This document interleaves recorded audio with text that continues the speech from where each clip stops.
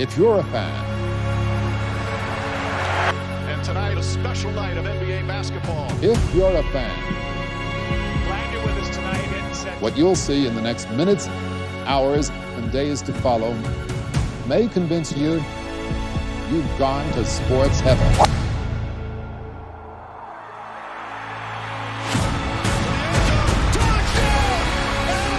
Beyond that blue horizon is a limitless world of sports. 24 hours a day, 7 days a week.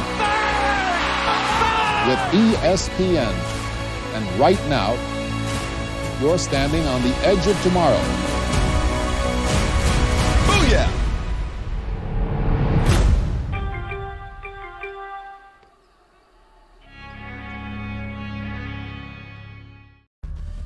This is SportsCenter. Welcome, everyone. I'm Robin Roberts. Welcome to SportsCenter. Tonight, our feature is about a biblical player, the chosen one, the second coming, the resurrection. We now welcome in one of the hosts of Good Morning America on ABC and a SportsCenter alum, the one and only Robin Roberts. Always an honor to talk to you. Let's get right into it, Robin. Your thoughts about the last documentary series? I thought it was excellent. You know, it lived up to expectations. Number one basketball prospect in the country, Jesus of Coney Island. Jesus is the best thing that happened to the Jesus game since Shuttlesworth. tennis shoes invented. Jim Phelan from Mount St. Mary's used to say, he gives me a tingle. And I think that's what Jesus does. He makes you excited to watch him.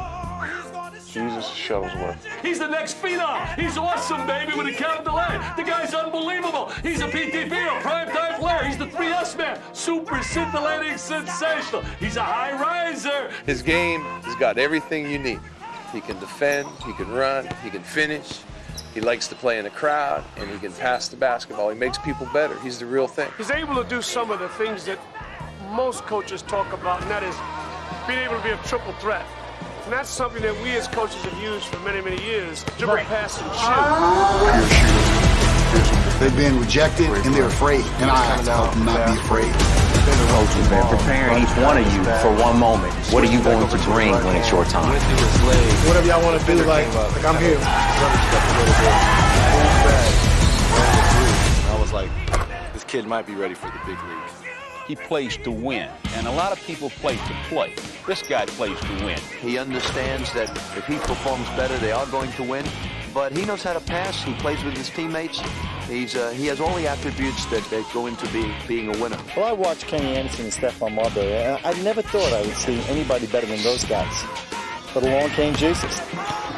There are very few players that give you 40 minutes of everything. Michael Jordan give you 35, but 40 minutes of everything he's got because of what he's overcome in his life. In terms of dealing with his sister and all of the pitfalls that come with being in a deprived situation, and in a situation that's void of any kind of leadership other than his own, he's had to be very, very strong.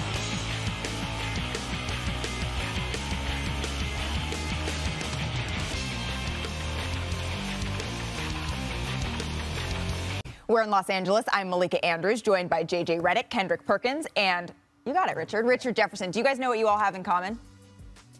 What's that? What? None of we're NBA players. We're NBA players. Well, that, and you are all McDonald's All-Americans, and so we have the distinct pleasure of revealing this year's rosters today on the show, but before we get to that, I do want to look back at some highlights from when you all played. 1998. Rich? Look at that, blocking shots all day. Get out of here. Oh, my goodness. Young fella, look at that. Can you still get up like that? Yeah. I don't believe you. Yeah. I don't believe you at all. And then, just a little simple, a little something light. A little Look something at that light. hair. His 2 points. 2 points. And he was proud of it. He let him know. And then next in 2002, who we got? It's Jay. Oh, JJ had the one against the grain right there. And he was like, I got this. Look at the swag he's playing with. Little pump fake. I had a lot of confidence back then, not gonna lie.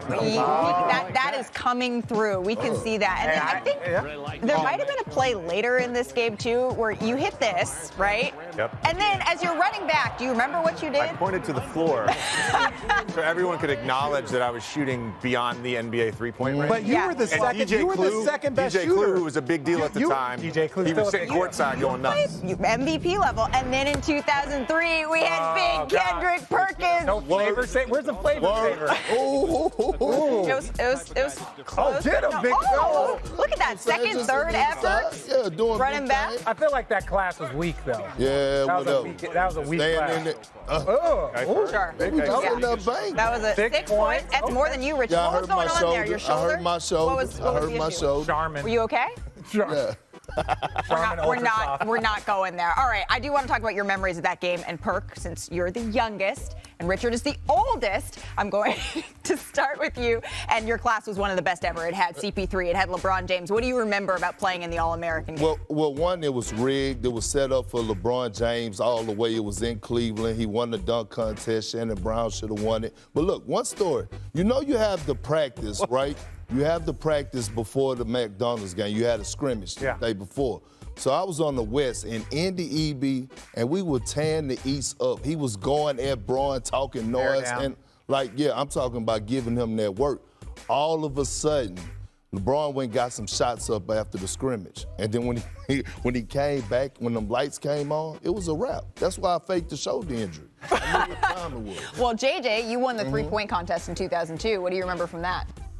I just like to acknowledge. Tell the truth. I had. Tell the truth. I had 26 points in the McDonald's game, and these guys combined had 8. I like to acknowledge that. MVP. You know what?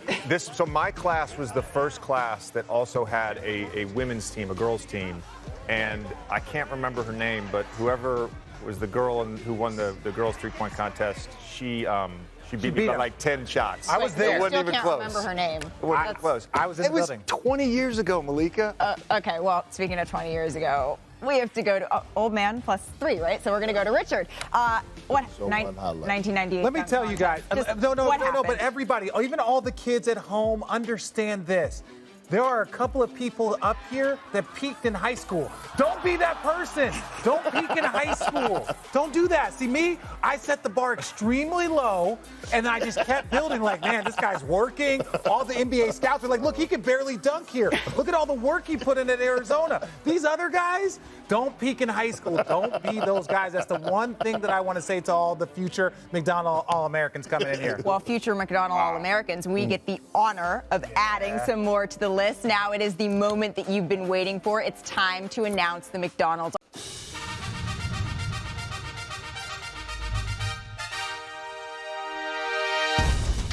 Hello and welcome to the 2025 NCAA Division III Men's Basketball Selection Show. My name is Jeremiah Johnson.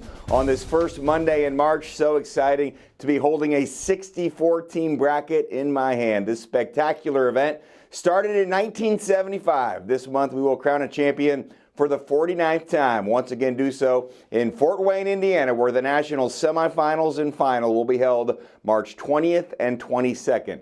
If your school is announced today, you've already done something special. 64 spots out of over 400 Division III schools. 43 teams in as automatic qualifiers. That leaves just 21 spots for at-large selection. One of the best ways to get excited this time of the year leading up to the championships is by reading D3Hoops.com. This morning we are honored to have executive editor Patrick Coleman with us today. Patrick, appreciate the time and insight. I enjoyed the Hoopsville podcast last night. Is this like Christmas morning for you? Absolutely. I think anytime you get to unwrap a brand new bracket and, play with it, you don't have to put the pieces together, which is great, unlike most of us on a Christmas morning or a Christmas night. Super happy. This is a great day in Division III. Patrick, probably less drama right now than in most years. There's always anticipation, but the schools know they are in, and the new NPI rankings make things pretty cut and dry on those at-large selections. We'll be still looking at the matchups and where teams are going, but do you think everyone appreciates more transparency than ever before? That's what I'm hearing. I'm hearing that especially a lot from coaches. In a lot of cases, there would be on a day like today, 64 teams sitting in rooms across campuses across America. 64 would come away happy, right? And there'd probably be another 10 or 15 or so who would have a really disappointing rest of their day. We've shifted the disappointment, I guess, into Saturday or Sunday. You know, these schools knew where they were likely to land on Saturday and then knew for sure where they were going to land on Sunday. But I think just having, you know, a cut and dried formula, especially in basketball where, you know, you play 25, 26, 28 games sometimes, there's lots of data out there to use. I think it's a good use of it. And yeah, I think it makes our job easier too. We don't have to try to guess what the committee is going to put into the tournament. We just want to guess where they're going, and we should find out where they're going. So much information on Patrick's website, so much information in your head. So sit tight. We'll get your analysis over the next 30 minutes or so. 16 sites will host 4 teams for first and second round competition Friday and Saturday, March 7th and 8th. The teams are geographically paired whenever possible. So let us get right to it, and we will start with the number 1 team in the NPI, a host in a school with just 1 loss. Wesleyan, Connecticut, the first NESCAC team to go 10-0 in conference play since 2013. The first time a team has been ranked number 1 in team history. Head coach Joe Riley earned his 300th career win earlier in the season. It's the 10th consecutive winning season for Wesleyan. First and only loss came to Trinity in Sunday's title game despite 21 points from Shane Regan. Nicky Johnson, named All-American in his sophomore season, is the program's all-time assist leader. They will take on 15-12 Delaware Valley, first MAC Freedom Championship since 2016. 4th all-time, junior Antonio Redding now holds the Delaware Valley record for most three-pointers in a single season. Zolan Pear now second all-time in program history with 151 blocks.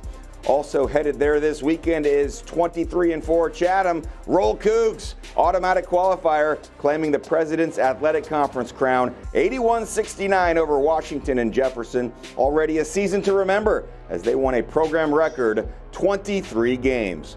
Their opponent on Friday, 20-7 Gettysburg, 4th in the most recent Region 5 rankings. This is their 6th NCAA appearance and the first since 2009. Another 4-team event includes 19-8 Stockton. The Ospreys in the tournament for the 20th time in program history, 9th best rebounding team in Division III. Individually, junior E.J. Matthews-Sprately is the NJAC first team selection. He leads the league in scoring and free throw percentage. Ithaca is in 18-9, the Liberty League tournament champions. After a 72-67 win against the number 1 seed RPI on their home court, they were picked to finish 6th in the league. 24 points for Evan Cabral and 23 for Logan Wendell in the championship. And the host here is 24-3 WPI, 15th NCAA tournament appearance, 15th in the latest NPI rankings. Senior Layden squad, the top seed in the NUMAC tournament after a 15-1 regular season conference record. Aiden Callahan leads the team in scoring, while Tim Reedy, J.R. Newman, and Brett Morelli all average double figures. Husson will travel to Worcester, Massachusetts this weekend. Riles Neff, the North Atlantic Conference Player of the Year, finished 18-7 in the regular season and grabbed the league's automatic qualification. Jeremy Maranta leads the team with 8.1 rebounds per game. 7th in the nation is Husson in fewest fouls committed per game. So Patrick is back. We must start with Wesley. And as you said on that Hoopsville podcast Sunday, nothing changes by losing one game. Still a top team and true championship contender. Yeah, absolutely. I mean, so 26 wins. This is the most in the history of the program. Loss doesn't count for, doesn't cost them anything, as you said. This is just their 5th trip to the NCAA tournament, but all of them in the past 10 full seasons under Joe Riley. And, opening weekend at Silhouette Gymnasium, that's just the 2nd time in the past 4 years, 3rd time ever. It's going to be a fun atmosphere there at Wesleyan.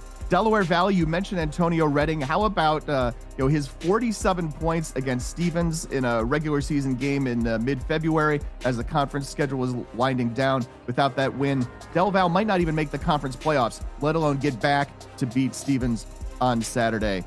Chatham, now just in their 9th full season of men's basketball at this school, but they've quickly earned the label of perennial contenders in the President's Athletic Conference. They play Gettysburg. Gettysburg's got their most wins since 2008. Gettysburg, if there were drama, if we didn't know who the teams were, you would have known right now this is the last at-large team in the field. They had a big win against Hampton-Sydney earlier in the year that gets them in this tournament, and that's something that NPI can basically tell us for sure. Stockton, you mentioned Matthew Sprately, is on pace to have the highest scoring average in school history. If he can maintain that 23.3 points a game, they went to the round of 16 2 years ago, but they were 1-0 last year. Ithaca, you mentioned they knocked off the number 1 seed, and you mentioned Logan Wendell, but maybe you do remember a top plays shot where he chucked it over the back of his head to win the game at the buzzer a year ago in January. He's now the leading scorer at just shy of 18 a game. WPI, man, they have been out on the outside looking in at this point previously in these days, but even with that new MAC final loss on Sunday, they are in 16 in a row up until that point. And Hassan, man, just can't say enough about what Warren Caruso, the head coach, has done building this program at his alma mater. Head coach since 1994, 587 career wins, back in the tournament for the third time in 4 years. Great insight on those 8 schools. We will move on and introduce you to our next host institution, Ramapo. At-large selection, 3 1,000-point scorers on this team. Peter Gorman, Jordan Myers, and Shane Rooney. The starting 5, all seniors. This is the program's 10th appearance in the tournament. And the 9th under 26th-year head coach Chuck McBreen. Their opponent on Friday, same record, 20-7. Claremont Mudscripts, a thrilling Southern California Intercollegiate Athletic Conference title game won by Claremont Mudscripts thanks to an A.J. Rahosi game winner. He's a former player at Washington State, scored 28 points in the go-ahead basket with 10 seconds to play. What a moment for CMS. A delightful season for Drew in the NCAA tournament for the first time in program history. They won the landmark tournament over the weekend. You see some highlights on the screen. Third-year head coach Michael McSloy. They've not lost since January 8th, the first men's basketball team in conference history to go undefeated in a regular season play, 18-0, 6th in the country in scoring, despite no player averaging more than 14 points per game. They're 4th in three-pointers made. 5 of the top 7 scorers, including the top 3, are all seniors. Now, Drew won the 2021 landmark tournament, but because Division III did not hold a tournament that year, this is that elusive first ever NCAA berth. Nice story from Drew. Mary Washington is in 13-14, but victory over Christopher Newport in the Coast to Coast Athletic Conference title game sends them to the tournament for the 4th time in program history. They snapped a 14-game losing streak to the captains dating back to 2019. A great season for Guilford continues in the championships. The ODAC automatic qualifier, thanks to a 79-74 win over Roanoke. Tournament most valuable player, Nick Farrar, finished with 21 points and 12 rebounds, 8th time in this tournament. And they will battle 19-8 Barry. Braxton Benham became the all-time Division III era leading scorer this season, holds the D3 records for career steals and assists, named the SAA Athlete of the Year. 2 40-point games already this season. The host here is 20-5 Emory, ranked inside the top 15 all season, the first number 1 ranking in program history. 20-win season for the first time since 2022, and 9th under head coach Jason Zimmerman. Ben Pierce, Jair Knight reached the 1,000-point milestone this season. And the team leader in blocks per game, 6'7" senior Logan Shanahan is the conference leader with 69. Emory meets Huntington, another first-time participant in the championship. Huntington here after winning the Collegiate Conference of the South Championship for the first time in program history. B.J. Brown, tournament most valuable player. Nate Johns, in the clincher, surpassed the 1,000-point plateau. So 16 teams have been announced after another set of 8. Patrick is back. What stands out to you about the schools on the screen right now? Well, first of all, how about bringing Claremont Mudscripts all the way across the country? You had 3 schools from the SCIAC, that's Southern California Intercollegiate Athletic Conference. And by rule, you can't put them all in the same pod. I know you mentioned matchups are geographically based, and that's true. But you have to send Claremont somewhere. Let's send them to northern New Jersey. So this is a matchup that maybe you would see at the D3Hoops.com Classic in Las Vegas. But instead, you're seeing it here in the first round of the NCAA tournament. On the Ramapo side, Peter Gorman's the guy you need to know. He runs the offense. He leads the team in assists as well. as in scoring at 21.8 a game. For Claremont, you talked about Rahosi. I'm just excited for more kids to really see this guy, more people to see this guy play. Kid is really talented. Would you rather be a walk-on at Washington State or come to the D3 level and average a double-double? I know what I would prefer, but I'm a D3 junkie, so what do I know? Drew, they last year they started 13-1. They lost a few games down the stretch to miss out on a trip, but they've been firing on all cylinders. They have just 3 losses all season. One of them is to NYU, and almost nobody has lost to NYU. You mentioned the scoring per game. How about 8 guys on this roster who average 7 or more points a game? That's a lot of scoring that goes pretty deep. Mary Washington, below 500, not the bottom seed in this bracket. Think of all the teams that they played this year. So they went out and they scheduled Gettysburg. They scheduled Franklin and Marshall, Catholic, Hampton-Sydney, Guilford, and then, of course, they played Christopher Newport 3 times. And they won that one on Saturday to break that streak and get into the tournament. Guilford won the ODAC. I don't know if they needed to win the entire ODAC to get into the NCAA tournament, but they were kind of on the bubble when the conference tournament week started. They certainly goosed their numbers in the NPI by the end of the week. And, of course, it's the same program that edged CNU in the round of 8 last year, and they played in the national semifinals in Fort Wayne. Barry, they've won 12 of their last 13 games. The 3rd time in 4 years they've been in this tournament. Emory's the only team to beat NYU this season. They did so on a memorable Friday night up in Manhattan. Jair Knight, he only scored 15 that night, but he's option number 1 for the Eagles at 19 a game. Ben Pierce had the big day that game at NYU with 28 points, and he's the big assist guy. And we'll see if the school extends Friday night food truck night to this first round game here in the NCAA tournament. It's been a big popular program for the folks on campus. And not to leave out Huntington, this program's come a long way in the last 2 years under Zach Richards, the head coach. He inherited a team that had gone 2-23 in 22-23, and they've improved by 10 wins each year to 12-14 last year and 22-6 this year. What a meteoric rise for the Hawks. Patrick, you had me at Friday food truck. That would be fun. Now moving on to the bottom left-hand portion of the bracket, a host and a school that we have already mentioned on this show is Trinity, Connecticut. Back-to-back NESCAC championships. An 8-point victory over the number 1 seed Wesleyan gives Trinity automatic qualification. Junior Henry Vetter netted a team-high 16 points in the championship. Best scoring defense in Division III, allowing just 56 points per game at last check. An overtime win over Marymount, West Virginia puts Newman in the tournament. They won 83-77 over the weekend. DJ Earl, 30 points. Dante Dupriest has been a difference maker for the Knights, averaging a double-double, 18-15 entering the conference tournament. And Jim Rollo picked up his 200th win over the weekend as well. There's a Little East Conference four-peat for the first time ever. Keene State might want to get that one trademarked after knocking off Western Connecticut 80-67. An amazing 4-year run for 4 seniors who dominated the LEC with a 66-7 record, including a 9-0 mark in postseason tournament games. Congratulations to Keene State. They will match up with 18-9 Clark, Massachusetts. 17th time for Clark in the tournament. Impressive 15-point win over the number 1 seed in the NEWMAC WPI. First time for the Cougars in the field since 2010.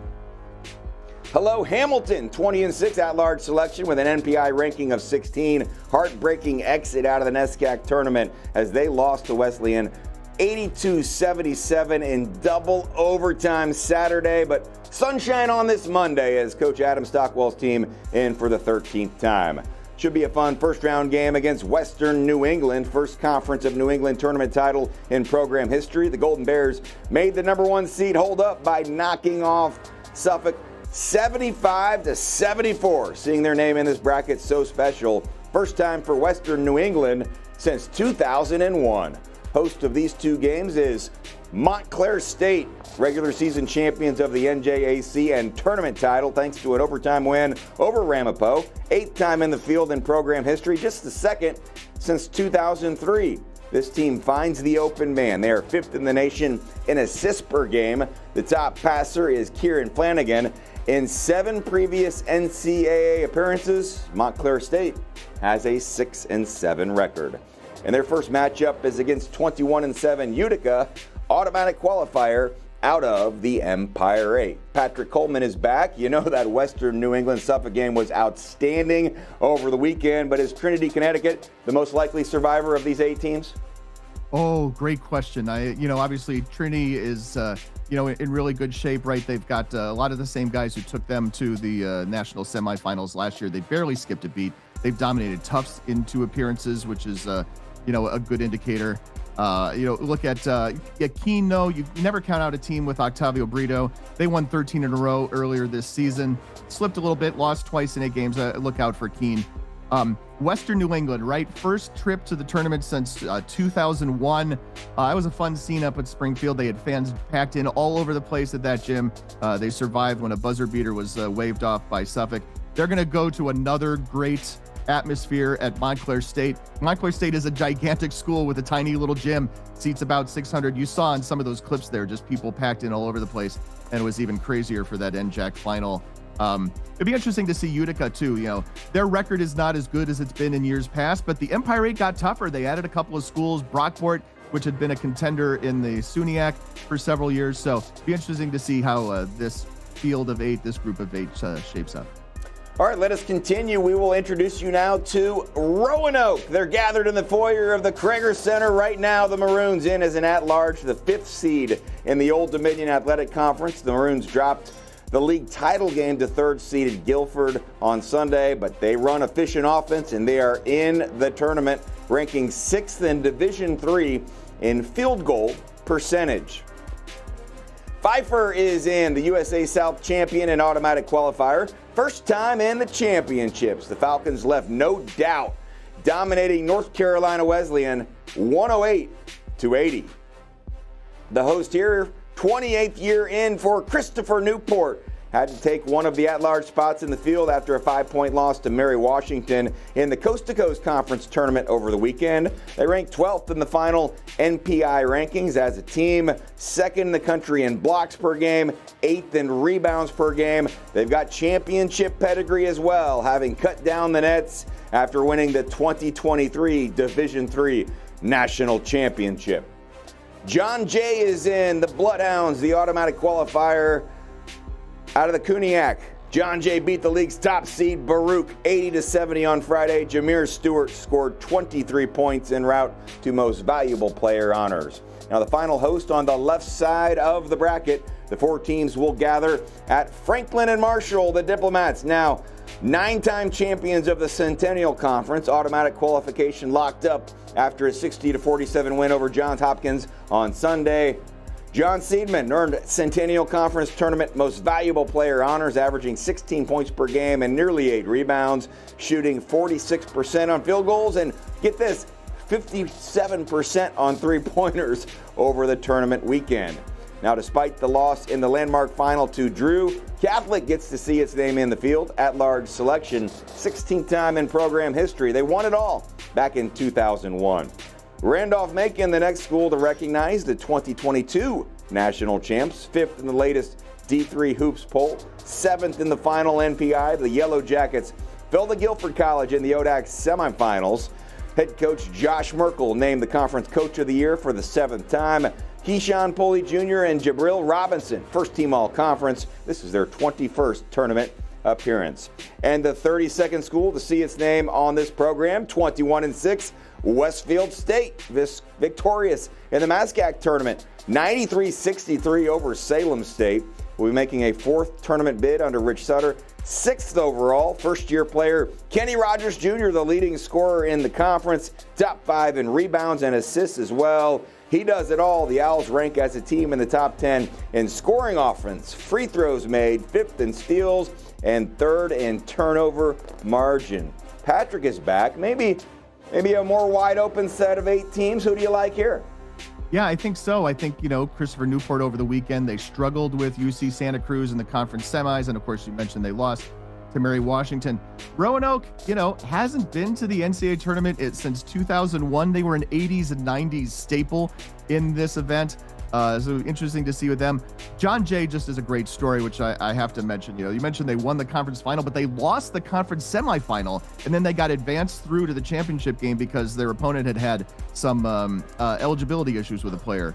This bottom half of this bracket of 8 here, first of all, we're throwing it back to 2000 with that F&M Catholic matchup, a game I was at, and I must say, yes, I know a lot of people out there know, but Catholic is my alma mater, so I just have to throw that disclaimer there.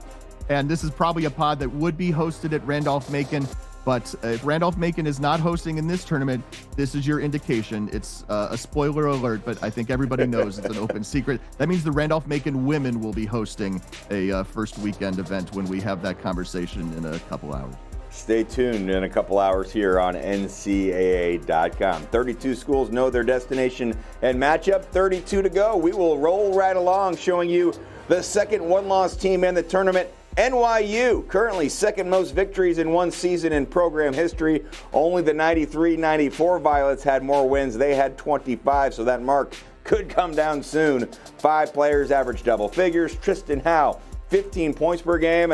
He also grabs 10 rebounds a contest, and the top assist man is Jack Stone. National runner-up in 1994. They are number 2 in the nation in field goal percentage.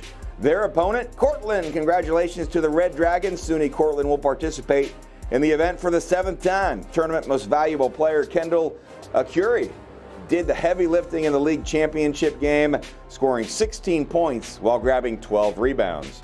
John Carroll is in. They top Mount Union to grab automatic qualification out of the Ohio Athletic Conference. The Stars stepped up. Henry Rayner and Will Yontek. Rayner, 22 points, 15 boards. Yontek, 21 points and 9 rebounds. They rallied from down 8 early in the second half to win. This is their 18th NCAA appearance. Congratulations to JCU. The host of this 4-team set now, star on the screen for York, PA, the first MAC Commonwealth crown for York, 5th time they have won a conference title. Previously brought home hardware from the old Capital Athletic Conference. Senior Kai Kipala, named tournament most valuable player, scored 26 points in Saturday's clincher. A great season for 22-5 Cal Lutheran in as an at-large after falling to Claremont Mudscript Sunday. We talked about that game. 3rd straight year in the championship, 7th time in program history. Devin Lewis leads the way offensively, nearly 23 points per game, also a 44% three-point shooter. And how about Tommy Griffiths? Look for him inside. He cleans up the glass for 22-5 Cal Lutheran. Their opponent, Hardin Simmons. 18-9 automatic qualifier representing the American Southwest Conference. One of the 16 host schools is St. Thomas, Texas. They took down Trinity 58-53 in overtime in the SCAC championship over the weekend to lock up the spot in the field. Andrew Adebo, 17 points, 9 rebounds, and 3 steals. They will host Lewis and Clark on Friday, and thanks to a 70-57 Northwest Conference championship win against Whitman, first conference title since 2002. Also the last time they participated in this event. And what a turnaround. They finished 9th out of 9 teams in the conference last season. They were picked to finish 9th in the preseason coaches poll, and here they are. Patrick, you've had a chance to catch your breath. We're halfway home. What makes NYU number 2 in the NPI so good? Well, NYU is just big and long, and they get up and down the floor real well, and they shoot real well. All the sorts of things that you expect from a great Division III team. They've got a lot of guys who could be playing at other levels of competition, and some of them actually have. This is another one of those spoilers. I'm sorry, NYU men would be hosting this weekend, except that the women will be hosting when we look at that bracket a little later. John Carroll seems to have shook off the injury to Luke Ciccone. That was one of their big key players, got hurt early in the season, but they've kept it together. They won the OAC title. And York, you mentioned first time winning the MAC Commonwealth, but they had a run of 3 trips to the tournament in a row, 2018, 2019, 2020. Cal Lutheran, Hardin Simmons. Boy, do not overlook Hardin Simmons. They've come on of late. They had some injury problems early in the season. I didn't think they really had their full lineup together and healthy till sometime in mid-January, and they came together and won the American Southwest Conference. And St. Thomas, that's a tiny little gym out there in the Houston area. Look for that place to be rocking, and a good place to be seeing the NCAA tournament for the first time. Looking forward to some jam-packed gymnasiums and great atmospheres this weekend. We will roll right along and recognize TCNJ, 30th in the final NPI rankings. TCNJ watching this show with an at-large in hand that puts them in the field for the second consecutive season and 9th time in program history. Pitt Bradford 23-3. They won the AMCC automatic qualification for the 3rd time ever, first time since 2003, and still celebrating a thrilling 92-90 win against Penn State Altoona Friday. Furious finish on their home court as the Panthers outscored the visitors 12-3 over the final 5 minutes. The next host school is Hampden-Sydney, record of 21-5, runner-up to Trine in 2024. Adam Brazil scored 23 points in that title game, returned this season on a mission. Named the conference's player of the year, started all 26 games in the regular season, averaging over 18 points. A true student athlete, named the conference scholar athlete of the year. This team closed the regular season winning 11 of 12, getting that at-large spot after falling in the conference tournament quarterfinals.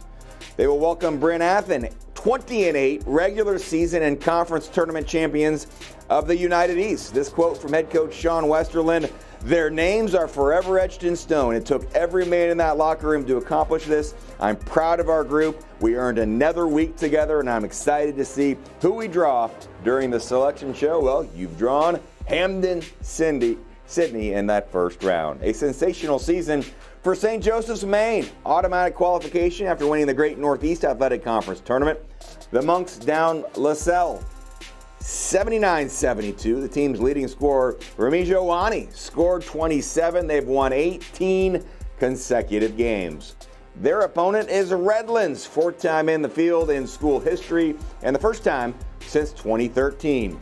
How about a star next to Tufts? They should be tough. Hosting this weekend, 3rd-ranked team in Region 1, a powerhouse, though, as evidenced by that number 8 NPI ranking. At-large selection, competing in that always tough NESCAC. They were 8-2 in conference games. They're averaging nearly 77 points per game. Junior James Maracas leads the way with 17 per contest. This is the 3rd straight NCAA appearance for Tufts. 9th time in program history for head coach Brandon Linton and the Jumbos. They will host Yeshiva, 4th time in the championships. They have a 2-2 record all time in this event. So Patrick, you look at these 8 schools, who's most likely to pull off a first-round upset?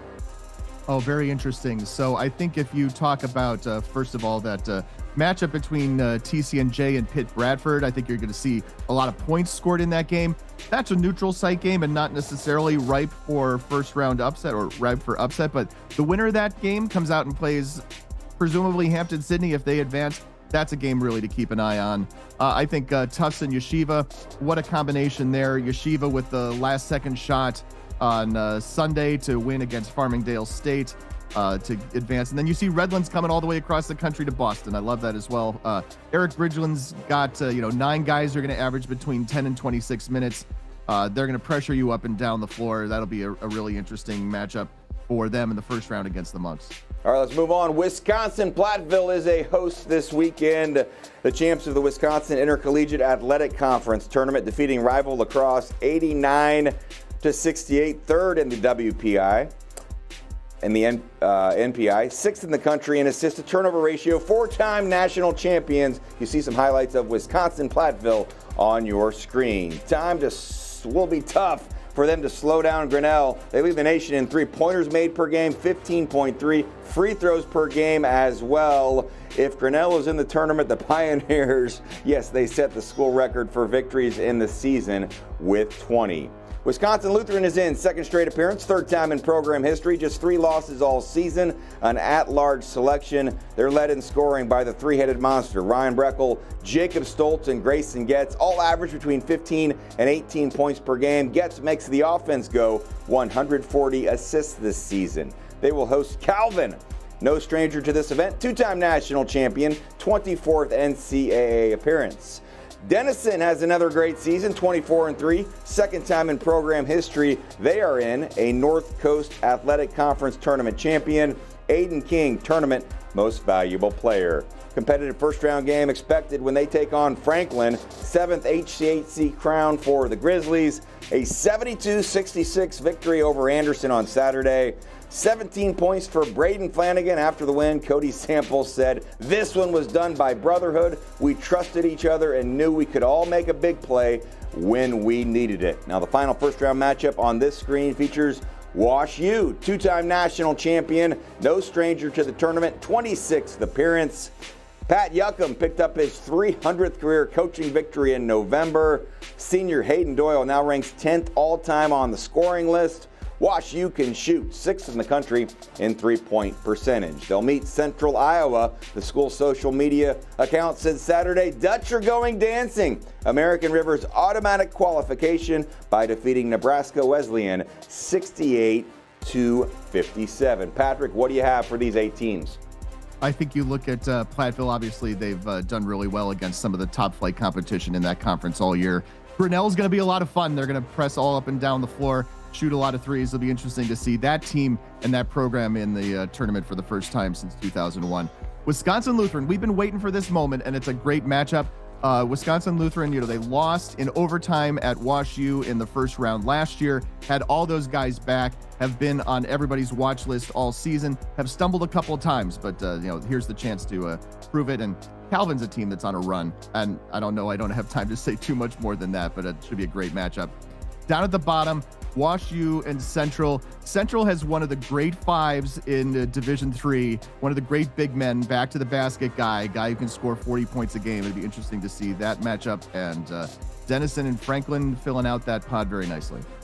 All right, 8 more teams to get to. A championship contender is St. John's, Minnesota. The Johnnies earned the MIAC's automatic qualifier into the tournament. They defeated Carleton 74-59. Luke Healy, Ryan Thyssen, and Connor Schwab each had 12 points in the clincher. Cooper Vaughn, now the school record holder for made three-pointers in a career.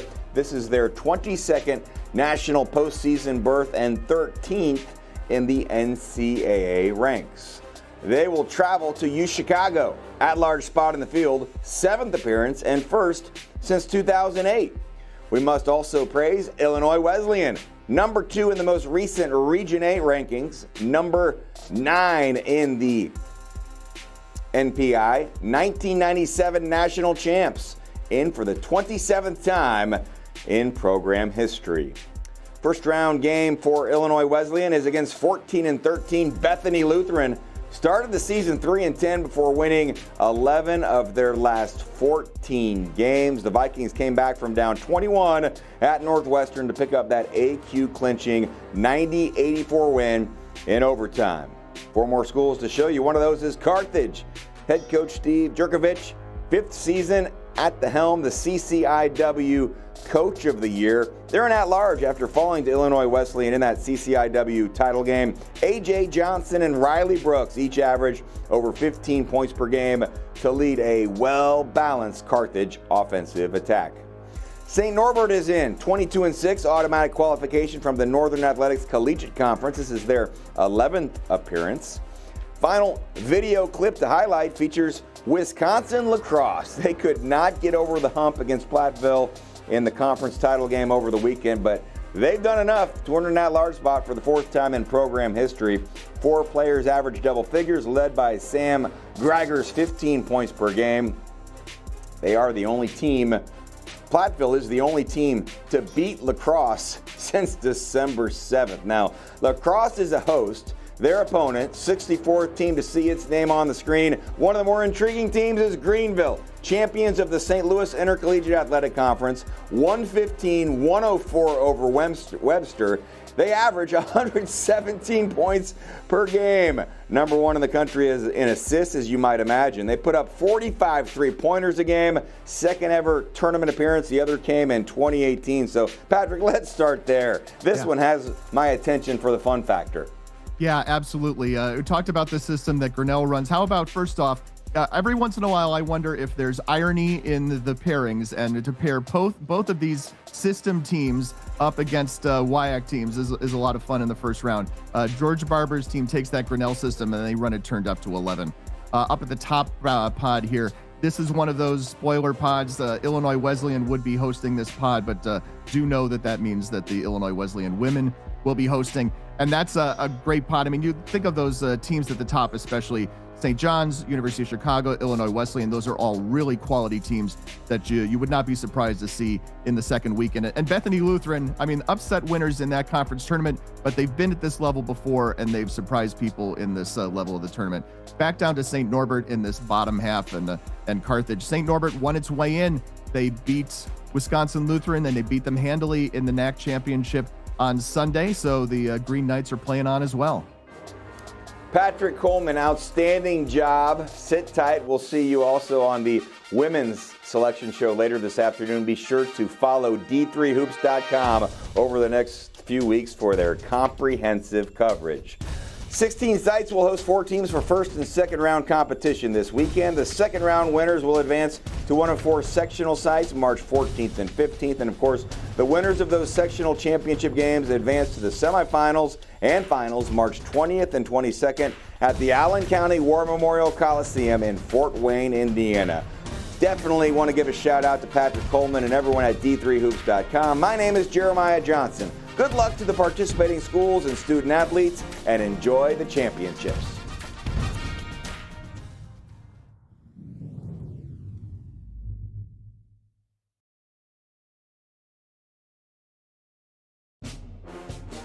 I teach the art of fanology, a job I take seriously.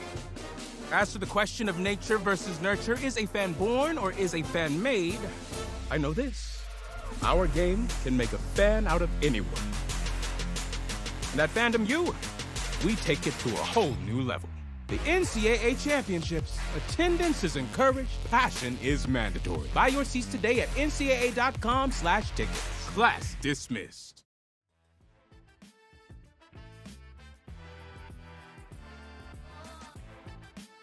It is finally that time of year. Basketball picking up. It's March, good competition, and today we have a selection show for our NJCAA Division III Men's Basketball National Championship. Welcome into the NJCAA Network. I am Zach McKinstry, excited to unveil all these teams. 12 total teams in the tournament. 8 have won their district championships and have already punched their ticket. 4 are waiting to see if they got an at-large bid. So let's take a look at the bracket and see how it shakes out this year.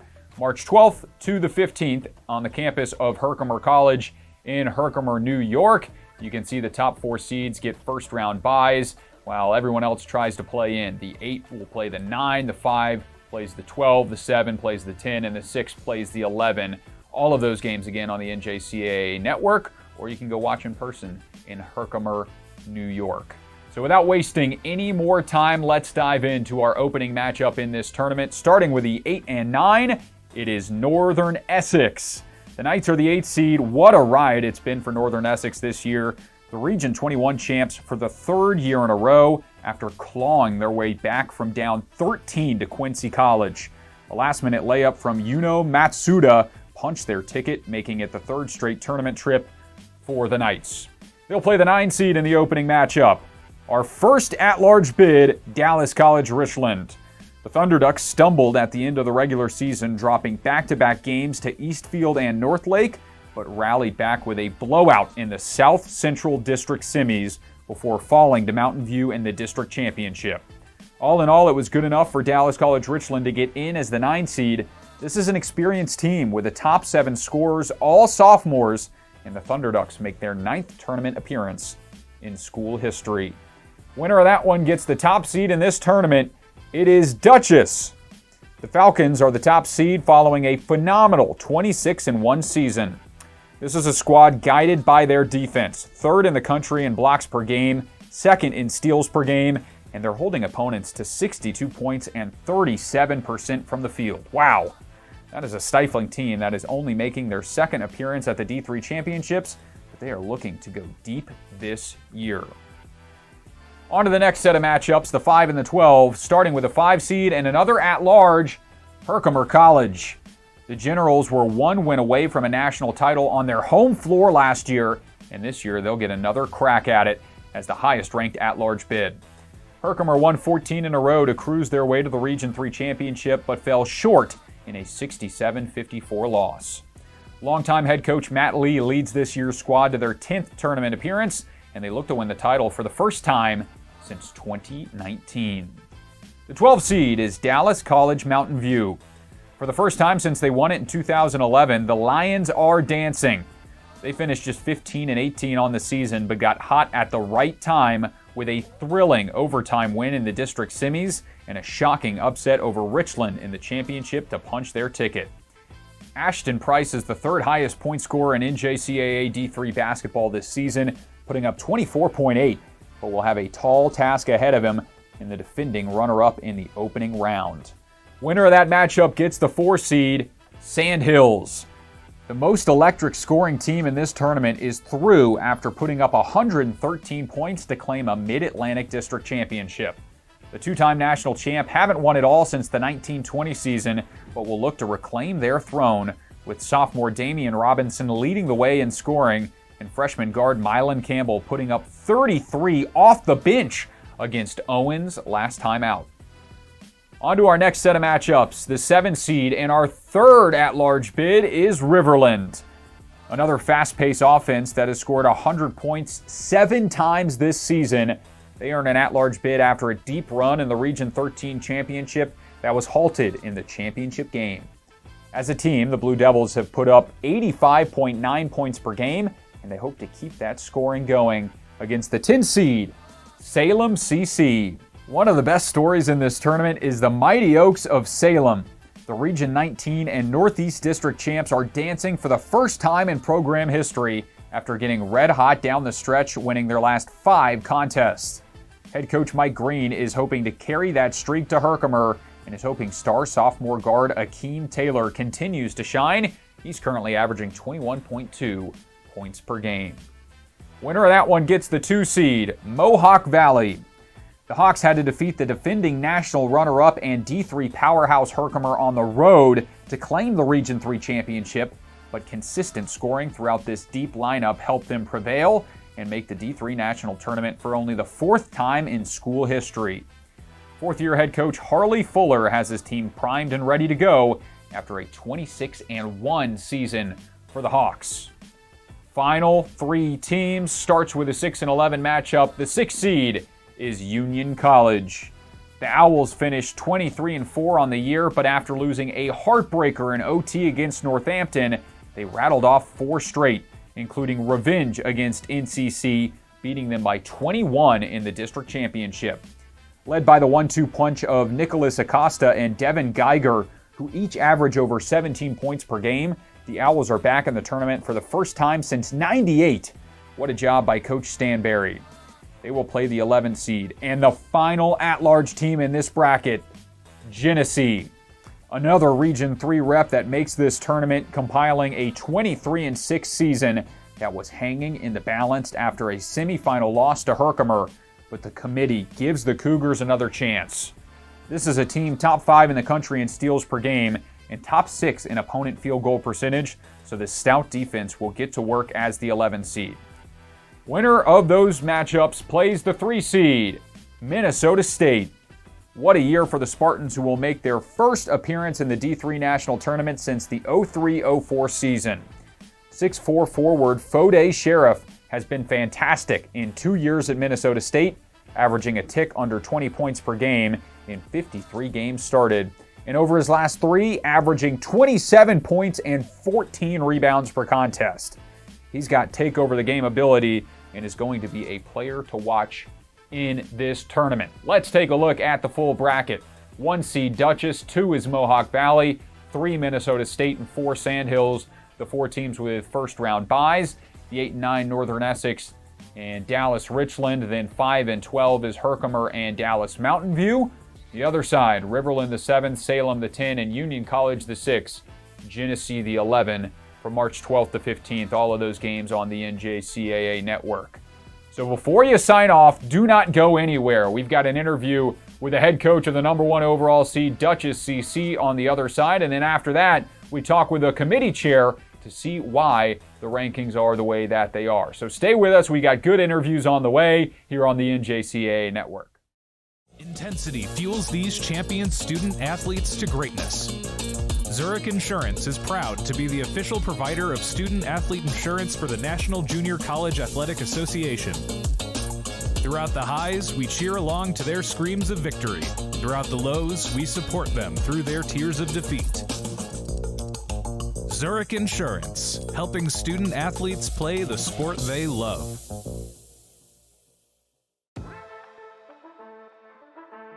Hey everybody, welcome back into the NJCAA Network for our NJCAA Division III Men's Basketball Selection Show. We are here with the head coach of the number 1 seed, Duchess CC. It is Robert Piano. Coach, thanks so much for being with us and congratulations on that number 1 seed. I appreciate it and thanks for everyone having me. Yeah, well, first things first, 4th season for you. What a turnaround it's been with the Falcons. To get the number 1 seed, 2nd tournament for you, but obviously this one's a little bit different with that number 1 overall seed. What does this mean to you and your team? I think more importantly for my kids, we coach, we have our philosophy, and they play the game. And big shout out to them for working hard from move-in day till where we're at now. Basketball is a 2-semester sport, it's a long year. So kudos to them and, give all the praise to them. And obviously my assistant coaches, I'm only as good as them, as I say, and I want them in my ear as much as possible. So big shout out to them for helping us collaboratively make this happen. So players first, and then, much thanks to the assistant coaches and obviously the support from, athletic director and department and the administration at the school and other folks involved. It's been a big blessing. So it's been a great ride. Yeah, when you look at this team, it's the defense that really stands out in the box scores. How have you implemented this defensive philosophy into this group, and what makes this group's defense so special? Yeah, no, great question. So I'm a defensive-minded coach. That comes first. And obviously we recruit to fit that. So, long, athletic, active types of players, having size and being deep, because to be able to play the way we play, you need to, but also being sound and disciplined while being disruptive is, one of the biggest things. But really the recruitment and the roster makes up us being able to play that way. And then the guys have really bought in from day one. They learned a lot about how we play defensively and things bad habits that they have to break. And it's just gotten better. And, that has resulted in a lot of our offense. And obviously, the wins is, in every sport, they always say, defense wins championships. So that's been there every game, every night, which is great to see because, obviously I care about offense, but I know if we take care of what we're supposed to do defensively, guys buy into the philosophy we have and a lot of little stuff too, right? You have, freshmen that are coming in, learning a new ideology. They're breaking habits that have been with them for 4 years. So, we play all man. So little stuff that they've learned and they've gotten better as the season has progressed. And it's fun to watch them grow, especially defensively. And they start to see things that they didn't understand earlier on in the year. So that's been the forefront of our success. And, that's there every night. So I'm proud to say that because if it was not, you would see another side of me because, the defense is my pride and joy. And you talked about that freshman class, but you got a strong core of sophomores as well, led by Elijah England, leading scorer for your program. What has he meant to your team? Yeah, he's picked his play up the last couple games, which is, as you know, it's not about being good. It's about when are you good. And we were struggling a little bit offensively. A kid that probably would have been the player of the year, Prince Kamate, tore his ACL on January 18th. We were averaging 86 points a game, 87 a game, and we took a little dive because you can't replace that, 6'5", 220. And so during the heart of the season, we're playing, 2-3 times a week. You can't really go back and reteach the offense and break everything down like what we did in preseason and the whole month of, October, November. So that took a little bit of a dive. And in the last 2-3 weeks, we went back to the basics offensively and do a lot of breakdown stuff. And that has led to us scoring a lot more. So in the regional tournament, I believe we averaged 93.3 a game. And, he's led the way with the scoring in that, keeping things simple. And in the chip game, he had 27. And the semis, he had 15 and 12 or 18 and 12. And so he's led the way with that, with scoring. So he's been a big help, and also defensively. He's a good match. He's got a nice frame. He's athletic, and has helped that significantly as well.